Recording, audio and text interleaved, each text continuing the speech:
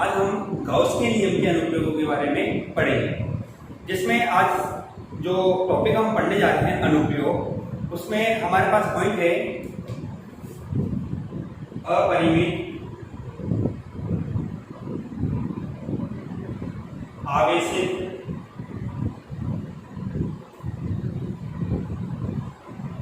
चालक परत के लिए विद्युत क्षेत्र की तीव्रता।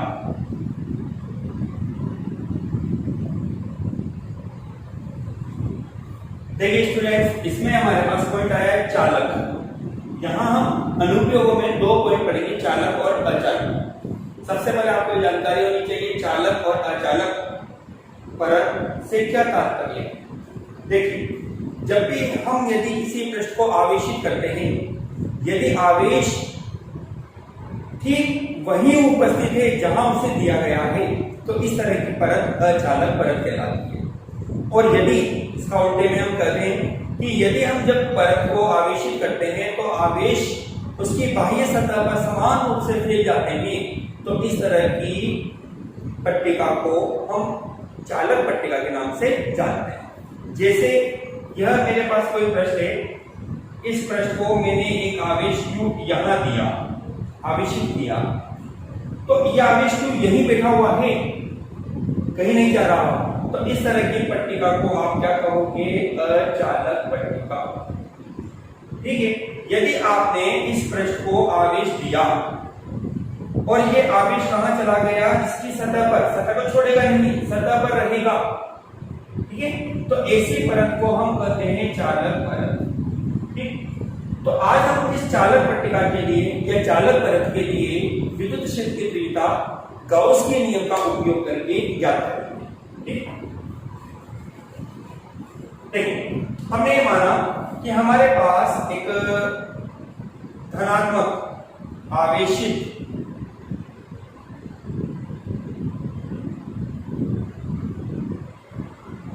चालक पट्टिका है, जिसे हमने धनात्मक आवेश से आवेशित किया है।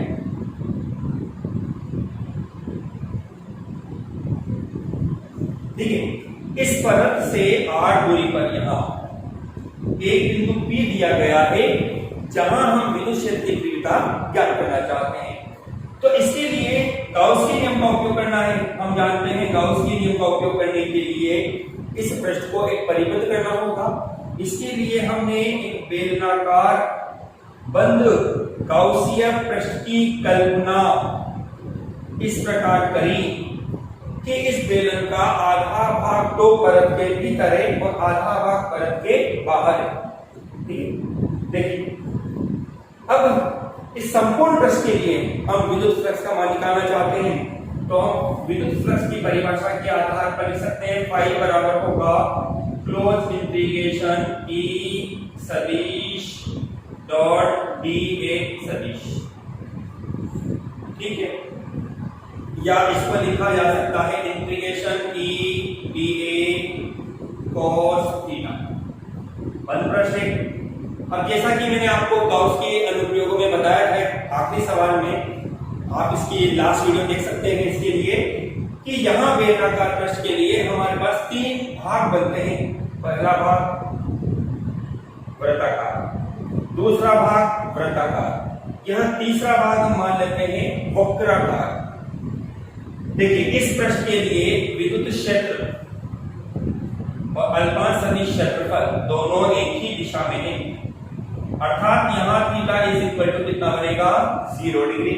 ठीक है, इस पृष्ठ के लिए हमारे पास यहां पर Q इज इक्वल टू 0 है, क्योंकि देखिए ये बहुत इंपॉर्टेंट बात है, ध्यान दीजिएगा कि जब भी चालक पृष्ठ को आवेशित किया जाता है तो संपूर्ण आवेश बाह्य सतह पर चला जाता है, जिससे इस पृष्ठ के भीतर आवेश Q बराबर 0 होगा, जिससे E बराबर 0 होगा।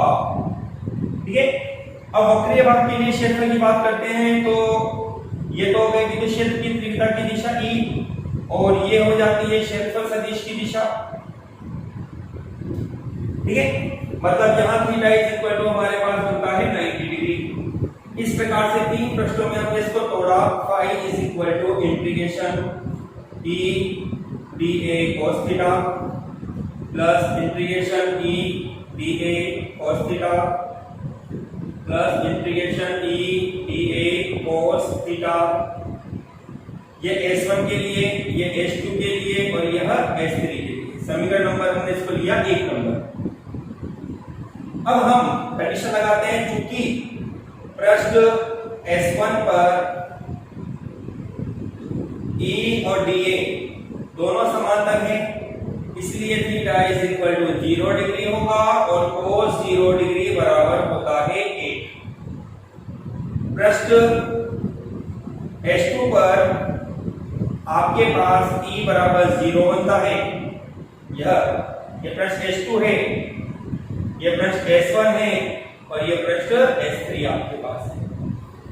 पृष्ठ S3 पर आपके पास E लंबवत है DA, तो theta is equal to 90 degree, जिससे cos 90 degree is equal to 0। अतः समीकरण 1 से हमने समीकरण 1 में मान रखा फाई इज इक्वल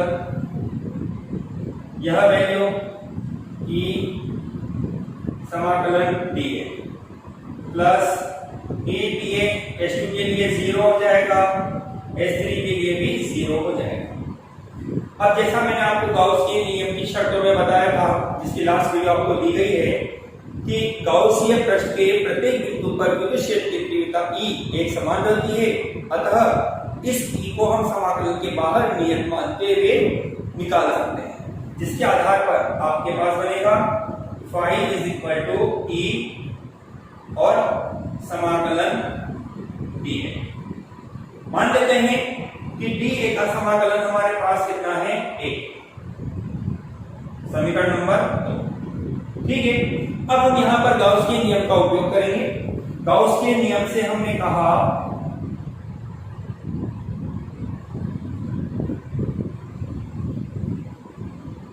फाई बराबर होगा Q upon epsilon not.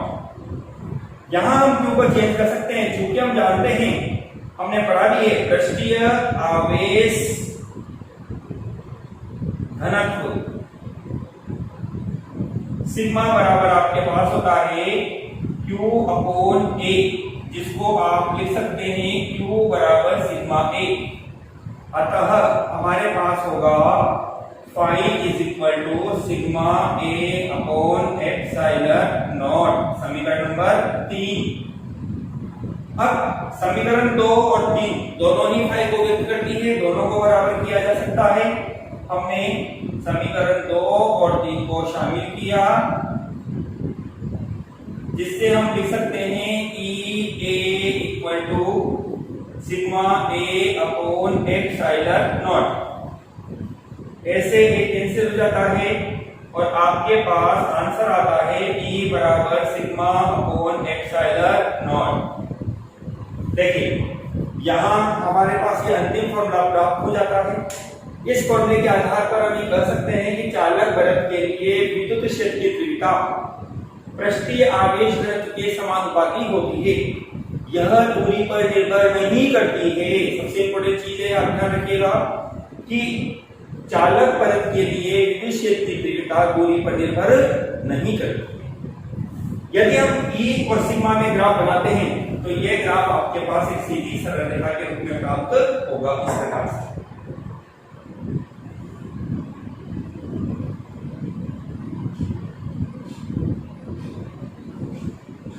E proportional sigma. ठीक है, देखिए एक बात और, यदि यहाँ आपको कहा जाता है दूरी पर निर्भरता बताइए, तो जैसा भी मैंने आपको कहा है कि चालक परत के लिए विद्युत क्षेत्र की तीव्रता दूरी पर निर्भर नहीं करती है, अर्थात नियत रहती है। यह R, यह E, यदि हम ग्राफ बनाते हैं तो यह तो सीधी रेखा के रूप में हमें प्राप्त होता है। ठीक है स्टूडेंट्स, ये तो हमने देखा चालक परत के लिए विद्युत क्षेत्र की तीव्रता, जिसका सूत्र हमें प्राप्त हुआ है E बराबर sigma upon epsilon not. Thank you.